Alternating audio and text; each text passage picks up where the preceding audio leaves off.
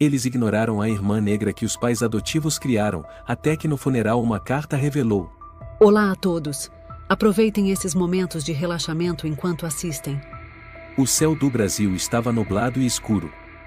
Fileiras de carros luxuosos formavam uma procissão diante do portão do cemitério, prestando a última homenagem a Manuel Soares, um bilionário renomado, um dos ícones econômicos do Brasil. Amara permanecia imóvel entre a multidão, segurando firmemente um simples buquê de flores brancas, o olhar carregado de uma tristeza profunda. Ninguém sabia ao certo o que se passava na mente dela, a única mulher negra da grande família Soares, e também aquela que atraía todos os olhares curiosos ao redor. Amara, disse uma voz suave ao seu lado. Era Dona Carmen, sua mãe adotiva, segunda esposa de Manuel. Não fique tão triste, e seu pai vai descansar em paz. Amara apertou os lábios e assentiu. Sabia que, se ainda existia alguém na família que lhe guardava algum afeto, era Dona Carmen. Mas desde que Manuel adoeceu, esse vínculo também se tornará tênue, frágil demais para se apoiar. No momento final da cerimônia, o padre virou-se para a fileira reservada à família e falou: Se algum dos entes queridos quiser dizer algumas palavras de despedida ao Sr. Manuel Soares, por favor. Amara apertou o buquê com mais força e respirou fundo. Aquela era sua última chance. Mesmo sabendo que não era bem-vinda, queria falar. Havia escrito algumas linhas simples, apenas uma despedida sincera, sem exageros, sem pretensões. Caminhou lentamente em direção ao microfone, evitando os olhares que a cercavam. Com licença, e disse ela, a voz trêmula. Mas assim que sua mão tocou o microfone, uma voz fria interrompeu. Não precisa. Todos na multidão se viraram. Carlos, o filho mais velho de Manuel e herdeiro oficial, levantou-se da primeira fileira. Usava um terno preto caro, perfeitamente ajustado. Sorriu levemente, mas seu olhar era de puro gelo. O funeral do meu pai não é lugar para estranhos falarem. Uma risada contida ecoou em algum canto. Amara ficou paralisada. Olhou para Carlos, incrédula. Carlos, eu só queria dizer algumas palavras de despedida para o papai, sussurrou Amara, quase implorando. Lúcia, a filha mais nova, com um chale de pele luxuoso sobre os ombros, olhou Amara de cima a baixo antes de disparar. O que as suas palavras valem? Quem você pensa que é? Ela recuou um passo, mas tentou manter a voz calma. Sou filha do Sr. Manuel. Essa frase incendiou ainda mais o ambiente. Uma convidada idosa, Dona Isabel Martins, amiga de longa data da família, franziu a testa. Filha? Desde quando? Carlos virou-se para Dona Isabel e deu de ombros. Meu pai foi bondoso demais nos últimos anos. A adoção foi só um ato de caridade. Nesse momento, o burburinho aumentou. Olhares curiosos, julgadores e até desprezíveis cortavam Amara como lâminas frias. Ela olhou para Dona Carmen, pedindo socorro com os olhos. Mas Dona Carmen, que a abraçava quando pequena e a chamava de minha filhinha, apenas abaixou a cabeça, evitando seu olhar. Um silêncio cortante caiu sobre o local. Amara largou o microfone. Até o vento pareceu cessar por alguns segundos, como se dando lugar à humilhação que a consumia. Por favor, volte para seu lugar, disse Carlos, agora com um tom mais ameno, mas ainda sem qualquer traço de afeto. Amara se virou e caminhou. Cada passo doía como se pisasse em espinhos. Uma mulher próxima, Maria Helena, ex-namorada de Carlos, murmurou alto o suficiente para ser ouvida. Uma estranha achando que é da família, e que vergonha. Risadas contidas ecoaram entre os convidados. Ela sentiu o rosto queimar, não de raiva, mas de vergonha. Cada sussurro era uma chama que queimava o pouco de dignidade que ainda lhe restava. Quando Amara chegou ao seu lugar, encontrou o assento ocupado por uma prima, Laura. Ela ficou em pé por alguns segundos, sem saber o que fazer. Ninguém ofereceu lugar, ninguém se importou. Ela era invisível. Pouco depois, Lúcia aproximou-se e arqueou a sobrancelha. Seu lugar é lá atrás, disse, apontando para as cadeiras reservadas aos funcionários do funeral. Amara olhou na direção indicada. Lá estavam os funcionários de uniforme preto, observando a cerimônia em silêncio. Lúcia, e eu sou da família, e cresci naquela mansão, comi à mesma mesa, chamei papai como todos vocês. Lúcia sorriu de canto e respondeu com a voz fria. Isso foi só um capricho dele. Você acha mesmo que ele te via como sangue do sangue? Carlos interveio, cortando. Chega de drama.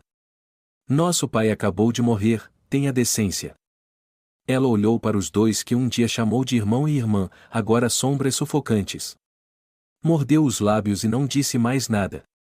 Silenciosamente, saiu da área reservada à família e caminhou para o fundo, onde estavam os funcionários. No caminho, uma voz masculina ressoou. Era o Sr. Bruno Almeida, antigo parceiro de negócios de Manuel. Aquela menina é filha adotiva? Achei que fosse funcionária. Outra mulher, Dona Patrícia Oliveira, vestida de roxo nobre, sorriu com desdém. Até que é bonita, e mais não combina com esse funeral.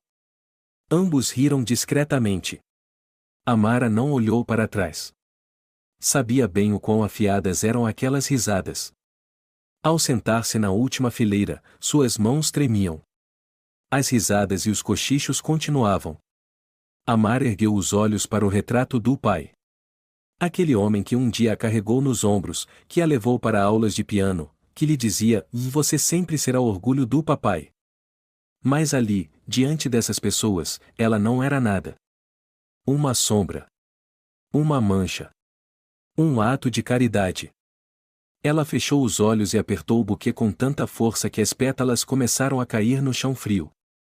A cerimônia chegou ao fim. Os convidados se levantaram para acompanhar o cortejo até o local do sepultamento. Os membros da família foram chamados à frente para seguir no carro fúnebre. Amara levantou-se e caminhou rapidamente em direção à fileira reservada à família Soares, o mesmo lugar onde um dia se sentou nas festas de aniversário do pai, onde fora chamada de filha caçula. Tentava manter a calma. Apesar de ter sido humilhada, ainda acreditava que seu pai, Manuel, a amara de verdade. Mesmo sem laços de sangue, os quase 20 anos de convivência não poderiam ser apagados por insultos. "Posso ficar aqui com a senhora, mãe?" Amara perguntou suavemente, olhando para Dona Carmen, que estava com Carlos e Lúcia. Dona Carmen a olhou por um instante, os olhos vacilaram, mas antes que pudesse responder, uma mão firme agarrou o pulso de Amara. "O que você está fazendo aqui?" Lúcia rosnou, puxando-a como se fosse uma criança levada. "Só quero me despedir do papai com todos vocês", e Amara tentou explicar enquanto era puxada. Lúcia não disfarçava hostilidade. Sua voz se elevou, chamando a atenção de alguns convidados. "Esses assentos são da família. Seu nome não está na lista. Vá para outro lugar." Amara tentou se soltar, mas Lúcia não largava. "Solte-me, você está me machucando." Carlos também se aproximou, com o mesmo olhar gelado e uma voz firme. "Não crie confusão no funeral, Amara. Já fez o bastante." "Confusão? Eu só quero ficar perto do papai no último momento." Ela não aguentou mais e soltou um soluço. Um senhor idoso se aproximou. Sebastião Ribeiro, antigo colega de Manuel, e perguntou em voz baixa: "Aconteceu algo?" Carlos imediatamente sorriu. "Não, só um mal-entendido. Minha irmã ficou um pouco emocionada demais." Sebastião assentiu, embora com expressão desconfiada. Mas Amara sabia que ninguém ali estaria ao seu lado. Ninguém. Lúcia finalmente soltou seu braço, mas não sem antes apontar para o fundo. "Você pode ficar ali, com os empregados. Combina mais com você." Um riso abafado veio de Silvia e Inês, filhas da tia Margarida, enquanto passavam. Silvia zombou. Talvez confundiram com aquelas modelos de campanha beneficente. "Ou recepcionista do Caribe", acrescentou Inês. Amara ficou imóvel por alguns segundos, depois virou-se. Os saltos altos batiam contra o chão de pedra como ecos da humilhação. Passou pela fileira principal, onde Dona Carmen permanecia imóvel como uma estátua, evitando novamente seu olhar. Ao chegar à última fileira, sentou-se ao lado de Clara, antiga funcionária da mansão há mais de 15 anos. Senhorita Amara, e Clara começou, mas Amara balançou a cabeça, recusando o consolo. Já estava acostumada com o silêncio. Tinha medo que, se alguém a defendesse, fosse demitido como se ela fosse uma praga. Algum tempo depois, os sussurros começaram a se tornar mais audíveis. Frases que pareciam cochichos, mas eram ditas alto o suficiente para que ela ouvisse. Ela ainda acha que faz parte da família? Quem deixou ela sentar na fileira dos Soares? Dizem que foi adotada só porque o Sr. Manuel queria se exibir para a imprensa na época. Aquela garota negra? Também ouvi isso. Amara apertou com força a barra do vestido, os olhos fixos no caixão do pai, que estava sendo preparado para a última despedida. Ela se lembrou de quando ele a levava para a escola, das noites em que os dois ouviam música clássica juntos, dos aniversários em que ele mesmo fazia pudim de leite para ela. Aquilo era real. O amor dele era real. Mas essas lembranças estavam sendo esmagadas, pedaço por pedaço, sob os olhares de desprezo e palavras cruéis das mesmas pessoas que um dia a chamaram de "ô sobrinha". Carlos subiu para fazer o último discurso antes da saída do cortejo. Sua voz ecoou pelos alto-falantes. Meu pai foi um grande homem, um pai dedicado, um empresário brilhante. O legado que ele nos deixou não é apenas material, mas também de honra. A família Soares sempre valorizou as tradições acima de tudo. Lúcia interrompeu com um choro claramente falso. Papai nos ensinou a viver com dignidade, a valorizar os verdadeiros laços de sangue. Ao ouvir isso, Amara apertou tanto os punhos que suas unhas cravaram na pele. Um garçom se aproximou da fileira onde ela estava. Era Jairo, que crescerá com ela na mansão, mas agora era funcionário do evento. Ele se inclinou e lhe entregou uma garrafinha de água. "Você está bem, Amara?" ele perguntou suavemente, com sinceridade. "Tô", ela respondeu rapidamente, sem tirar os olhos do caixão. Jairo pareceu querer dizer algo mais, mas recuou ao notar o olhar hostil que Carlos lançou em sua direção. Ele entendeu. Naquele lugar, até demonstrar gentileza para com Amara era impróprio. Momentos depois, começou a tocar a música do funeral, e os padres deram início ao rito final. As pessoas se levantaram, mas Amara não teve coragem de avançar. Olhou ao redor, ninguém procurava por ela, ninguém perguntava onde está Amara, e ninguém oferecia lugar. Ela se levantou e se misturou à multidão no fundo, os que não tinham nome, nem título, nem lugar de honra. Os que não apareciam nas fotos, que ninguém chamava por o senhor ou o dona. Começou a garoar. Guarda-chuvas pretos se abriram, cobrindo as cabeças de quem usava ternos e vestidos de grife. Amara não tinha guarda-chuva. Nem casaco. Estava com frio. Mas não tremia. A dor dentro dela era mais gelada que qualquer vento. "Amara", uma voz a chamou por trás. Era o Sr. Alexandre Alves, que fora secretário pessoal de seu pai. Ele colocou a mão gentilmente no ombro dela. "Quer ir para a frente? Pode acompanhar a família." Ela o encarou, com um olhar exausto, sem esperança. "Família, senhor? Eu não fui permitida. Não fui convidada. Não estou na lista." O Sr. Alves apertou seu ombro levemente, como um pedido de desculpas por todos os outros. Mas ele também não podia levá-la adiante. Assim como os demais, só podia sentir pena em silêncio. Quando o cortejo começou a se mover em direção ao carro fúnebre, Amara permaneceu no fim da fila. A chuva engrossou. Risadinhas voltaram a ecoar sob guarda-chuvas distantes. Ela não tem vergonha na cara. Primeiro quis discursar, depois quis sentar na frente. Ninguém sabe quem é o pai verdadeiro dela. Aposto que o Manuel foi manipulado. Amara respirou fundo. Mesmo sem ninguém olhando, ela manteve as costas eretas.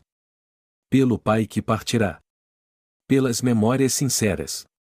Mesmo que todos tentassem apagá-la daquela família, ela sabia que ao menos no coração de uma pessoa, um dia foi chamada de filha. Após o frio ritual de sepultamento sob a chuva de São Paulo, a maioria dos convidados foi convidada para a mansão dos Soares no bairro luxuoso dos Jardins para um chá pós-funeral. Apesar de se tratar de um encontro de luto, o ambiente estava surpreendentemente suntuoso, lustres de cristal, mesas cobertas com toalhas brancas impecáveis, taças de champanhe brilhantes e risos abafados que destoavam da tristeza esperada. Amara entrou, com os ombros molhados, o vestido sujo de lama do cemitério. Estava perdida entre uma multidão elegante, como uma mancha escura que ninguém queria notar. Pensou em recuar, mas um jovem garçom Diego, com quem tocava piano na infância, sussurrou: "Você pode entrar. Acho que o Sr. Manuel gostaria que você estivesse aqui." Ela assentiu e entrou lentamente na sala principal. Todos os olhares se voltaram para ela, não por saudade do falecido, mas pela presença da garota negra entre os brancos aristocráticos da família. "Olha lá", um homem murmurou para a esposa, "ela ainda está aqui?"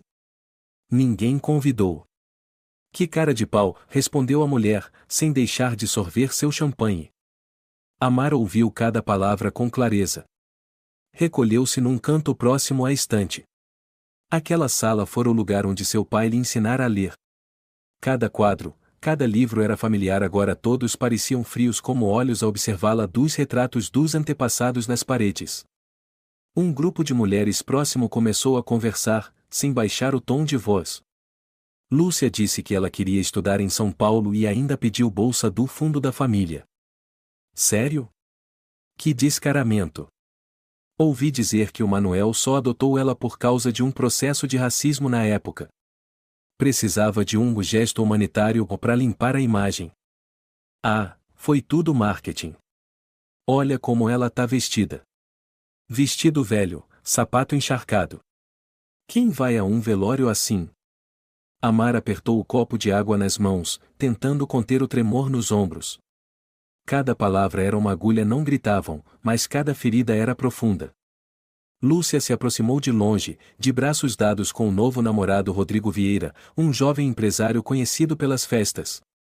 "Amor", Lúcia disse em voz alta, o suficiente para Amara ouvir, "aposto que Amara veio só para ver quem vai herdar o quê." Rodrigo deu uma gargalhada e ergueu as sobrancelhas. "Ela acha que vai ganhar alguma coisa?" Lúcia fingiu surpresa. "Talvez ela espere algo assim, e deixo para Amara 3 pacotes de miojo e meu violão velho." Ambos riram alto. Vários convidados próximos também riram, como se tivessem recebido permissão para zombar. Amara ficou imóvel. Um dia, ela tocava violão para o pai todas as noites. O instrumento não era valioso, mas era uma lembrança. Agora, tornará-se motivo de piada. Uma mulher que estava por perto, Teresa Galvão, amiga íntima da tia Carmen, virou-se para o marido e perguntou: "Ainda não entendo por que o Sr. Manuel resolveu adotá-la. Esta é uma família de prestígio, não dá para ter uma criança sem laço de sangue, e ainda por cima." Ela não completou a frase, mas seu olhar para a cor da pele de Amara disse tudo. Carlos, que naquele momento estava com alguns parceiros de negócios, entre eles o Sr. Matheus Ramalho, CEO de uma empresa de equipamentos médicos, também lançou um olhar para Amara ao ouvir seu nome. Carlos, perguntou o Sr. Matheus, "aquela moça é, e filha biológica?" Carlos sorveu o vinho e sorriu levemente. "Não. Meu pai teve fases de emoção ou intensa demais. Mas tudo ficou só na bondade mesmo." "Oh, e então ela não tem nada agora?" O Sr. Matheus perguntou de novo. "Nada além do sobrenome Garcia, e na certidão de nascimento." Carlos respondeu com um sorriso frio. Outra convidada, Beatriz Moreira, uma jornalista famosa, também escutava a conversa e anotou alguns detalhes em um caderninho. Amara percebeu, no dia seguinte os jornais estariam cheios de notícias sobre o funeral. E ela, como sempre, seria apenas uma história curiosa entre os Soares. Ela deu um passo para trás, pretendia sair para o jardim, quando ouviu uma voz suave. "Amara, espera um pouco." Era Letícia, a única prima que um dia lhe emprestara um vestido de festa quando eram crianças. Aquela garota, agora uma famosa designer de interiores, aproximou-se com voz baixa, mas cheia de empatia. "Não se preocupe com o que dizem. Eu sei que seu pai te amava muito. Então por que ninguém diz nada? Amara perguntou, ainda olhando para a porta. Letícia mordeu os lábios, depois suspirou. Porque tem medo de perder a parte deles. Todos estão esperando o testamento. Aquela frase, embora sincera, foi como uma tesoura cortando o último fio de esperança. Amara assentiu e saiu da sala. Caminhou até o jardim onde seu pai costumava fazer churrascos todo o verão. As laranjeiras ainda carregadas, exalando um aroma suave, lembravam dias tranquilos do passado. Uma voz se levantou atrás dela. Você não deveria estar aqui. Era Lúcia, com o mesmo tom de sempre. Papai acabou de morrer, está em minha casa. Amara respondeu, tentando manter a calma. Seu pai? Lúcia se aproximou com um sorriso sarcástico. Um homem branco, rico, de prestígio, chamando você de filha? Você realmente acredita nisso? Amara ficou em silêncio. Ela acreditava. Acreditava muito. Lúcia continuou. Talvez ele tenha sentido pena de você. Mas não se esqueça, ele sempre nos ensinou que sangue é o mais importante. E não importa o quanto você tente, você nunca será sangue. Você pode pensar o que quiser, respondeu Amara, mas ele me amava. Isso você não pode apagar. Lúcia soltou uma gargalhada. Então espera até ler o testamento. Aí você vai ver o quanto era amada. Amara se virou, sem vontade de continuar a conversa. Mais de longe, ainda ouvia os sussurros, desta vez de um grupo mais jovem, amigos de Carlos e Lúcia. Aquela ali estudou em escola internacional e com o dinheiro de quem, hein? Deve ter seduzido o velho Manuel e foi o abençoada. Chega, não estraga o chá com esse lixo. Cada palavra era um corte, cada olhar, uma facada. Amara não chorou. Ficou imóvel entre as laranjeiras, sentindo o vento frio entre os cabelos bagunçados, e percebeu que ela não tinha mais um lugar para chamar de lar. No dia da leitura do testamento, a mansão da família Soares mantinha seu luxo de sempre, com tapetes vermelhos estendidos e luz dourada dos lustres de cristal iluminando o ambiente grandioso. Do lado de fora, o dia de verão era escaldante, mas por dentro o ar parecia denso, como se tudo estivesse prestes a explodir numa guerra silenciosa e imprevisível. Amara ficou em silêncio perto da janela, olhando o vasto jardim.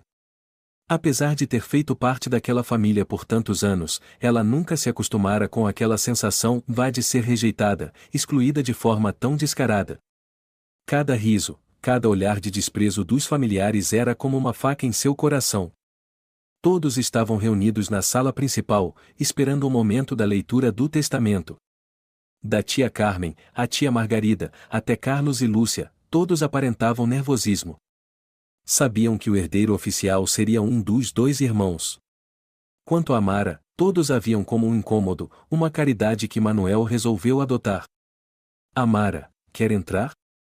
Perguntou Dona Carmen, com voz gentil, mas cheia de compaixão. Ela era a única que ainda tratava Amara com alguma bondade, mas mesmo assim, não tinha força para mudar nada naquele sistema cruel. Não respondeu Amara com a voz neutra.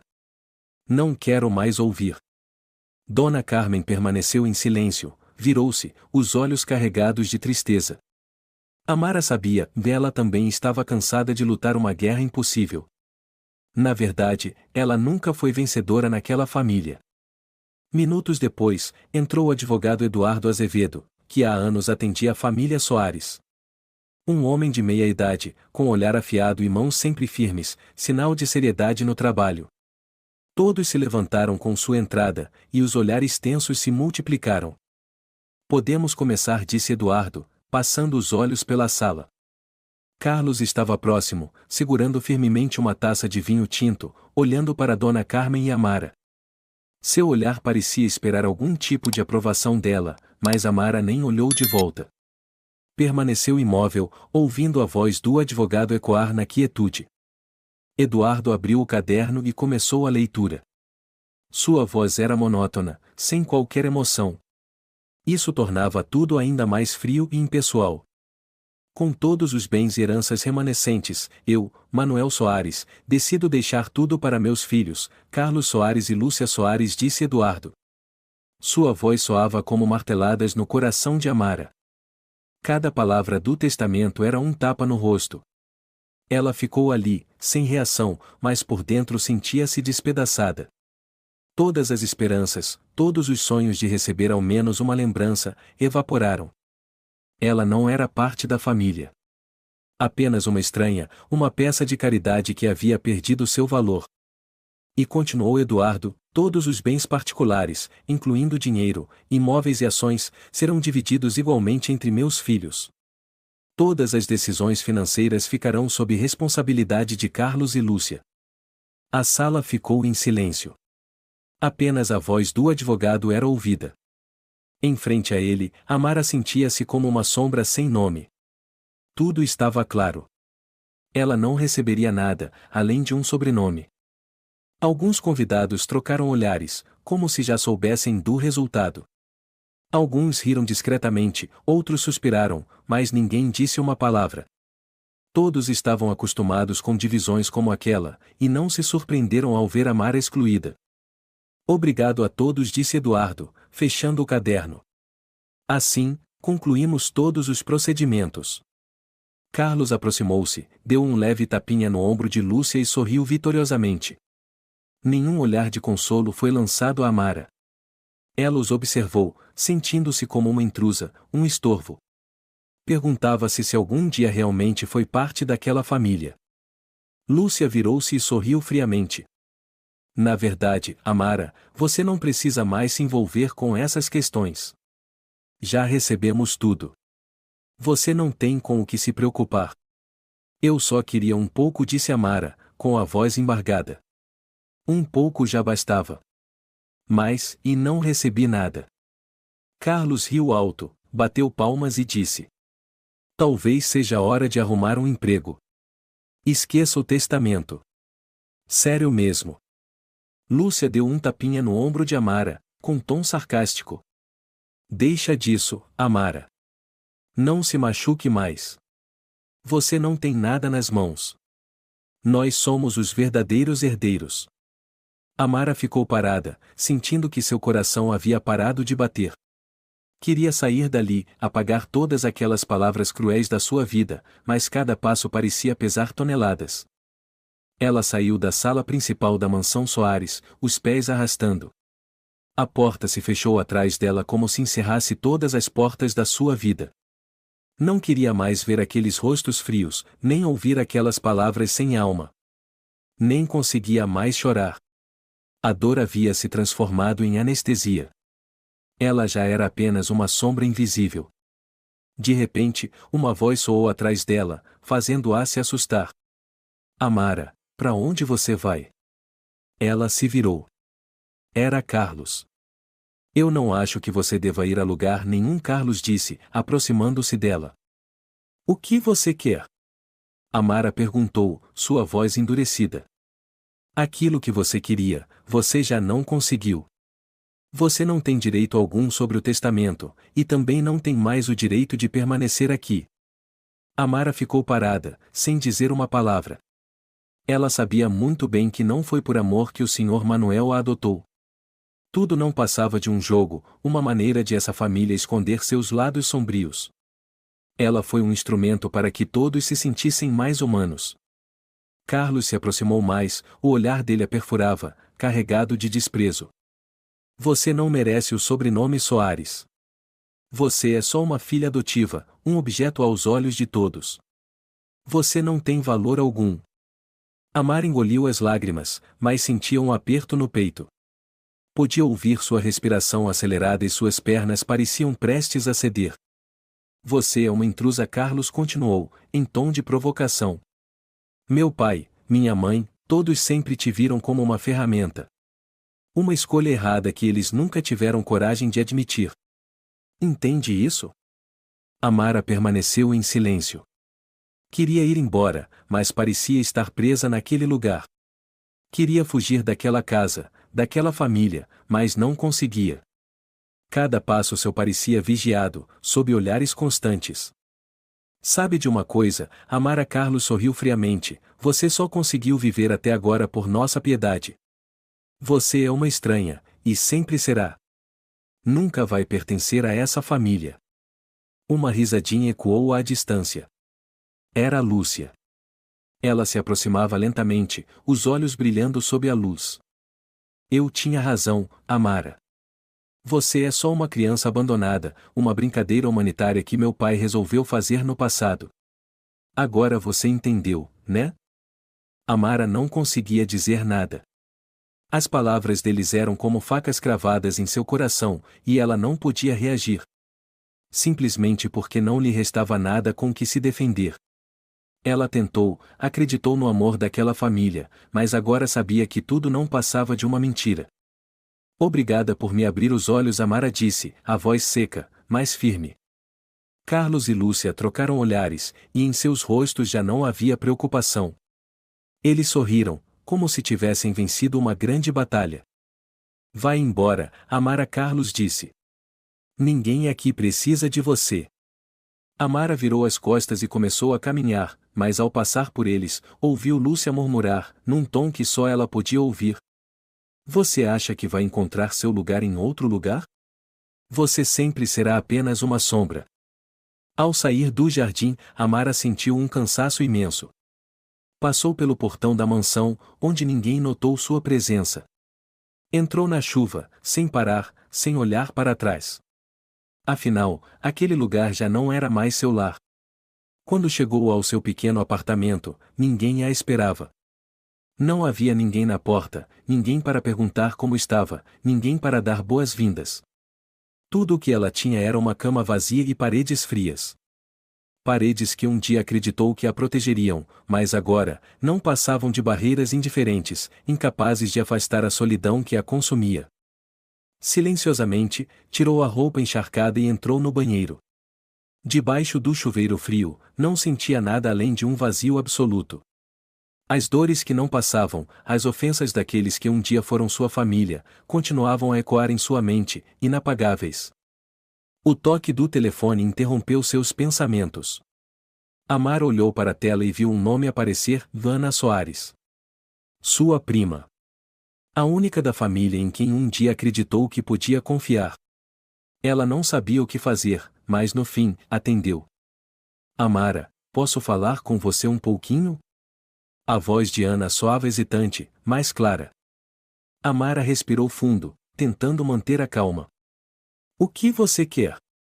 Onde você está? Vou até aí, Ana disse, com um tom preocupado.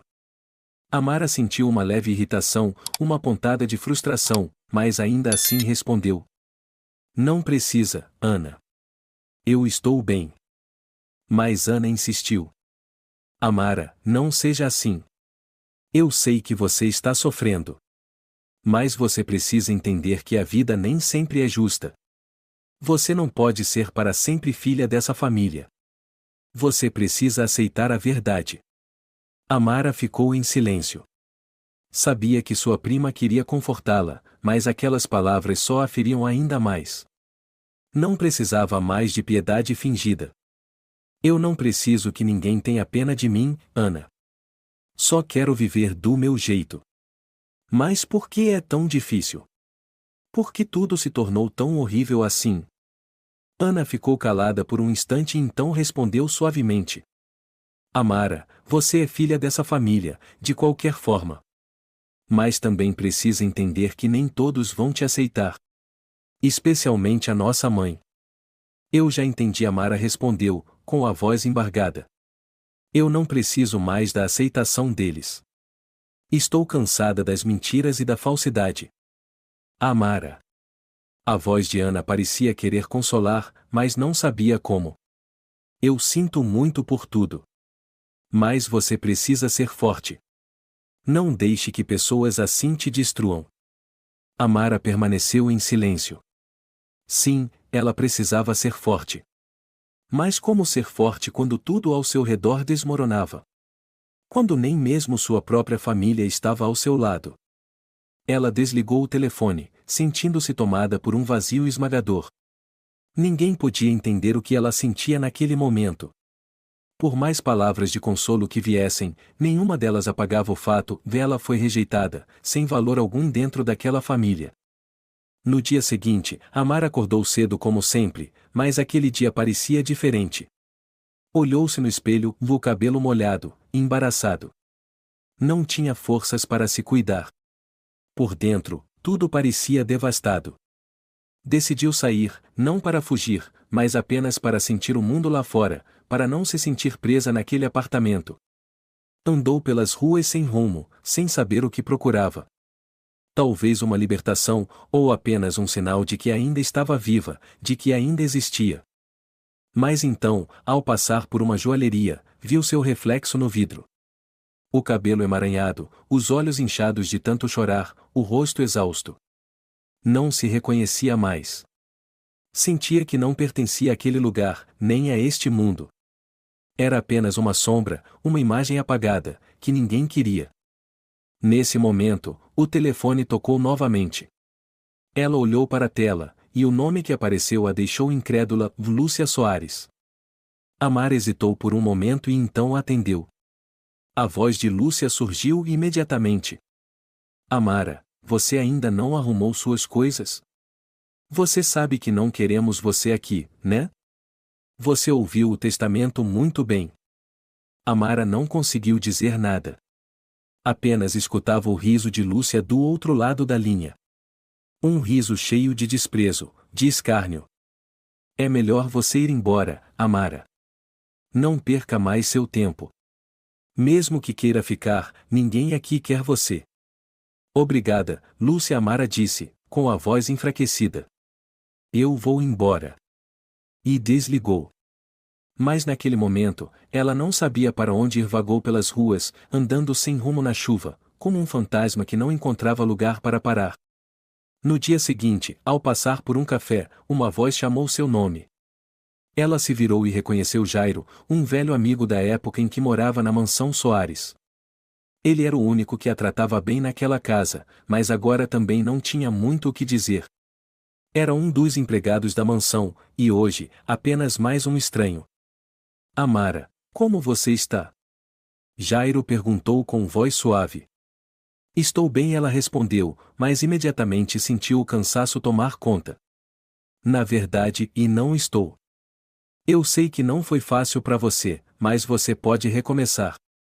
Você não precisa enfrentar isso sozinha, Jairo disse, com um olhar cheio de compaixão. Amara sorriu fracamente. Obrigada, Jairo. Mas eu já não sei o que fazer. Parece que tudo está perdido. Jairo a olhou com tristeza. Você não precisa dizer isso. Ainda há muitas oportunidades pela frente. Não se afunde nessa dor. Amara balançou a cabeça e virou-se para ir embora. Ao voltar para seu apartamento, sentia-se tão exausta que mal conseguia caminhar. Não sabia o que fazer com todos aqueles sentimentos, não sabia como encarar a realidade. Nos últimos dias, ela estava exausta de fugir dos próprios sentimentos. Tudo desde o funeral até o testamento, passando pelas humilhações vindas de Carlos e Lúcia, já tinha sido mais do que suficiente. Ela havia aguentado por tantos anos, mas agora sabia que precisava se levantar. Não por causa da herança, nem daquela família, mas por ela mesma. Amara merecia uma nova chance, merecia viver a própria vida. Ela se levantou da cama, se espreguiçou e sentiu uma determinação crescendo dentro de si.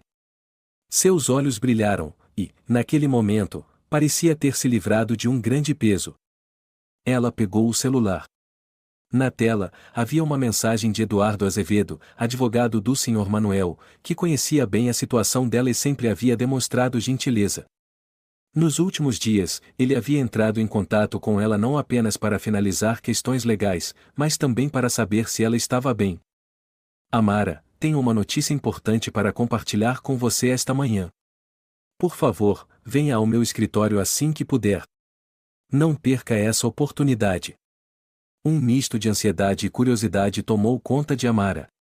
Ela não fazia ideia do que Eduardo queria dizer, mas com certeza era algo grande. Ela se arrumou rapidamente, vestiu uma roupa simples, mas arrumada, e saiu do apartamento. O escritório de Eduardo ficava em um prédio antigo, a entrada um pouco escondida atrás de fileiras de vitrines brilhantes. Ela entrou e, imediatamente, Eduardo se levantou para recebê-la, seus olhos brilharam ao vê-la. Olá, Amara, disse Eduardo, com voz calorosa. Obrigado por ter vindo. Tenho algo muito importante para te contar. Amara sentiu uma tensão sutil no ar. Pode falar, estou ouvindo. Você não recebeu o que merecia da família Soares, continuou Eduardo, mas há algo que você não sabe e o Sr. Manuel preparou um segundo testamento. Amara olhou com surpresa e desconfiança nos olhos. Segundo testamento? Mas não estava tudo resolvido no primeiro? Eduardo assentiu, com um leve sorriso no rosto.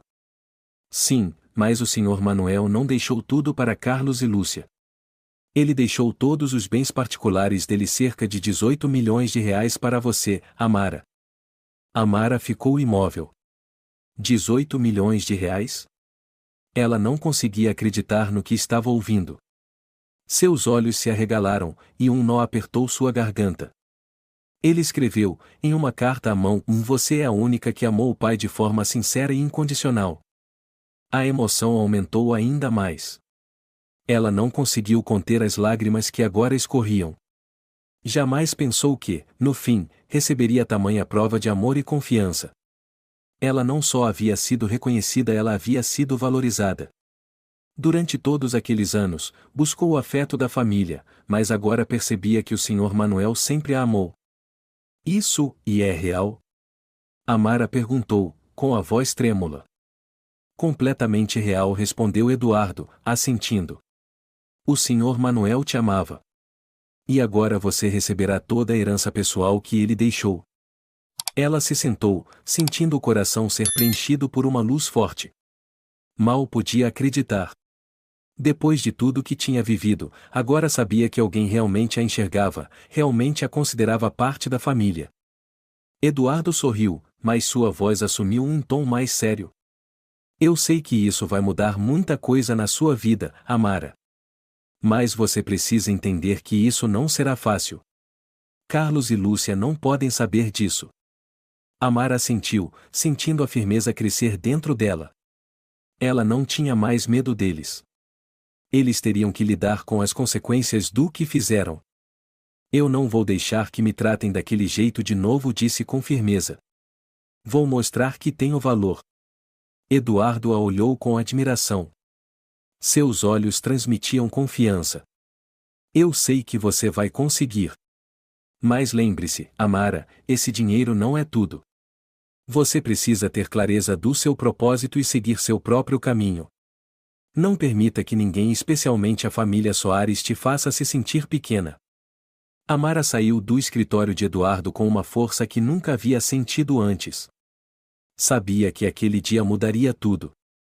A partir de agora, ela não seria mais a garota esquecida no canto escuro da família Soares.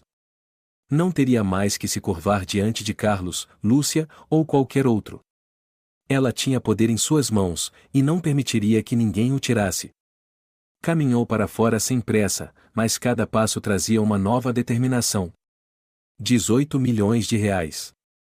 Não era o dinheiro que a fazia sentir-se forte, mas o que ele representava, a prova de que ela era digna, de que o Sr. Manuel a amava e a reconhecia como parte essencial daquela família. Amara decidiu que, não apenas por ela, mas por todas as crianças abandonadas e por todos que viveram à sombra do desprezo, faria algo grandioso. Um fundo de caridade chamado o Fundo Manuel Soares só seria o primeiro passo. Ela usaria aquele dinheiro para ajudar pessoas em dificuldades, especialmente crianças sem amor e sem cuidados como ela foi um dia. Ao voltar para o apartamento, Amara pegou o telefone e ligou para Dona Carmen, a única que sempre demonstrou carinho por ela. Mesmo sem poder mudar tudo, era alguém em quem Amara confiava. Dona Carmen, tenho uma notícia importante para te contar, Amara disse quando ela atendeu. Amara, como você está? Está bem, minha filha? A voz de Dona Carmen estava cheia de preocupação, mas também de carinho. Agora estou bem, sim, respondeu Amara, com um nó na garganta. Acabei de receber uma notícia maravilhosa. Meu pai adotivo deixou para mim uma grande herança.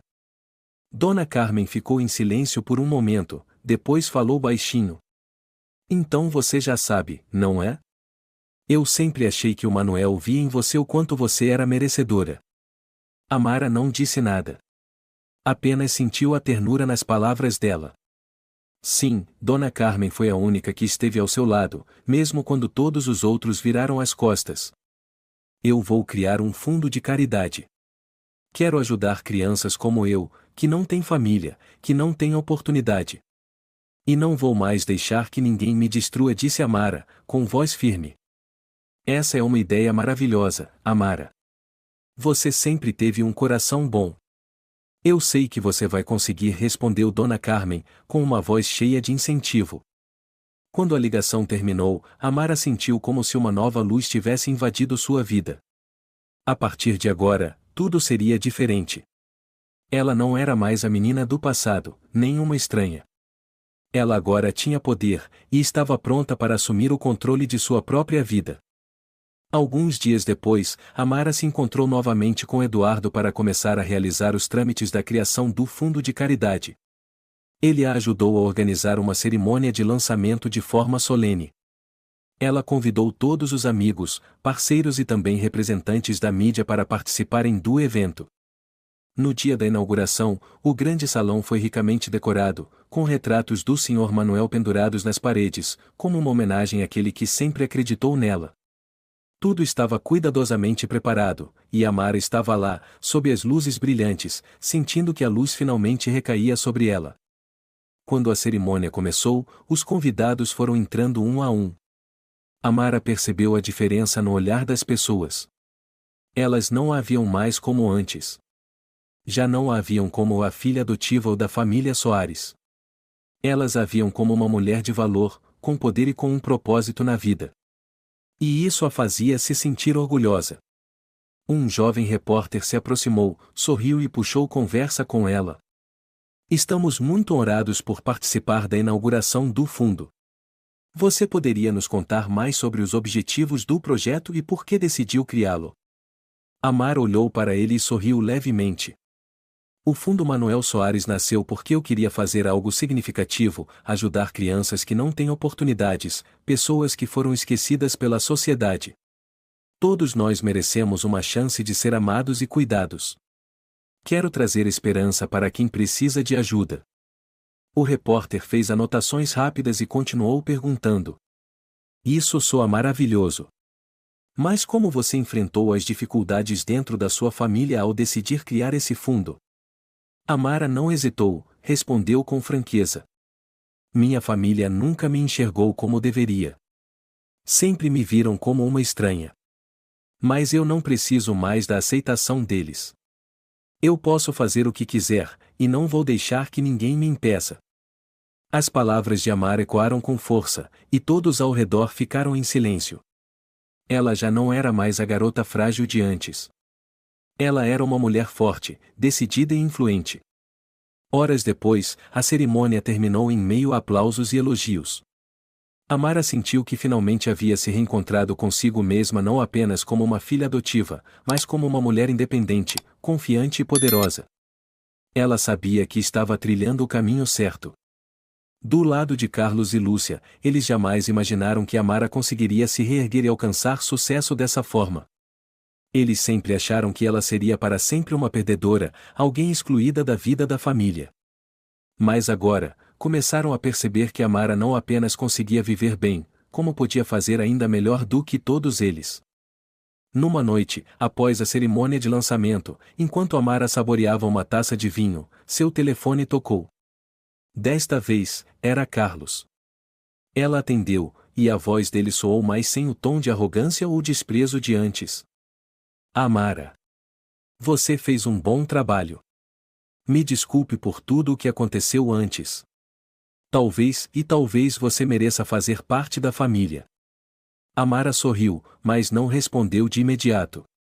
Depois de alguns segundos, ela disse: Obrigada, Carlos. Mas agora, não preciso mais do seu pedido de desculpas. Eu já encontrei meu próprio caminho. Dessa vez, ao falar, Amara não sentia nenhuma fragilidade. Ela realmente havia descoberto o próprio valor. E agora, seguiria em frente sem olhar para trás. A lição que se tira dessa história é sobre resiliência e autoconfiança. Amara, mesmo sendo rejeitada pela família e pela sociedade, não permitiu que as humilhações e o isolamento definissem o seu valor. Em vez disso, encontrou força dentro de si mesma e decidiu transformar sua vida, criando valor para a comunidade. A história também ressalta que o amor e a aceitação devem vir de dentro de nós mesmos e que, às vezes, a rejeição dos outros é justamente o que nos impulsiona a nos tornarmos mais fortes. Se você gostou desta história, convidamos você a dar um like e se inscrever em nosso canal. Seu apoio nos motiva a continuar trazendo histórias comoventes quase todos os dias. Estamos muito agradecidos pelo seu apoio. Até breve.